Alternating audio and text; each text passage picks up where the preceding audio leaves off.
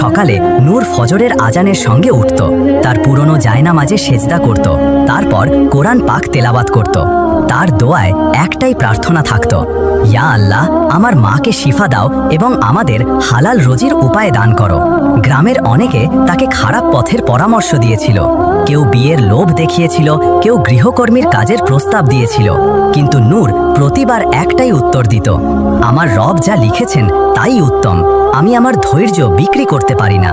তারপর একদিন গ্রামের এক বৃদ্ধা তাকে বলল, জঙ্গলের কিনারে একটি পরিত্যক্ত হাভেলি আছে, যেখানে বছরের পর বছর কেউ টিকতে পারেনি, কিন্তু এখন মালিকরা শহরে আছেন এবং সেখানে কাজের জন্য লোকের প্রয়োজন, পরিশ্রমের ভালো টাকা মেলে। নূর তার মায়ের চোখের দিকে তাকালো, দুর্বলতা, ব্যথা আর অসহায়ত্ব। সে সিদ্ধান্ত নিল, যদি হাভেলিতে শয়তানও থাকে তবে আল্লাহর কালিমা আর তেলাওয়াত নিয়ে যাব।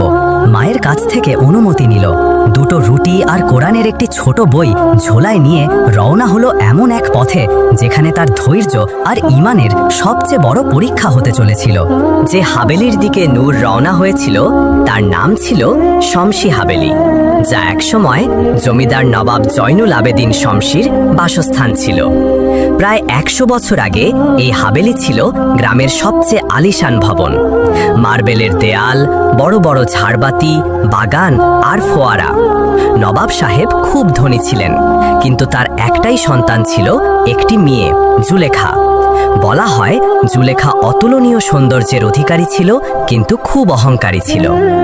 একদিন তার বিয়ে একজন শরীফ কিন্তু গরিব ছেলের সঙ্গে ঠিক হয়, যাকে সে পছন্দ করত না। সেই রাতেই জুলেখা নিজেকে হাভেলির সবচেয়ে উঁচু কক্ষে আটকে ফেলে এবং সকালে তার লাশ ঝাড়বাতি থেকে ঝুলন্ত অবস্থায় পাওয়া যায়। কিন্তু অদ্ভুত ব্যাপার ছিল, তার মুখে রাগের ভাঁজ ছিল, যেন মৃত্যুর পরেও সে কারো প্রতি ঘৃণা পোষণ করছিল। এরপর থেকে হাভেলিতে অদ্ভুত ঘটনা ঘটতে শুরু করে। নকর চাকররা অদৃশ্য হয়ে যেতে লাগলো, কেউ কেউ পাগল হয়ে গেল, কেউ কেউ বড় বড় করে জঙ্গলে ঘুরতে দেখা গেল। গ্রামের বুজুর্গরা বলেন, হাভেলির দেয়ালে কেউ কালো এলমের সাহায্যে জিনদের বন্দি করেছিল, যারা এখন মুক্ত হয়ে ঘুরে বেড়ায়। অনেকে দাবি করেছেন রাতের বেলা হাভেলি থেকে কোনো মেয়ের কান্নার আওয়াজ আসে।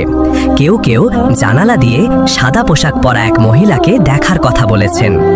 গ্রামের বাচ্চারা হাভেলির কাছে যেতে ভয় পেত, আর বড়রা দূর থেকে সালাম করে চলে যেত।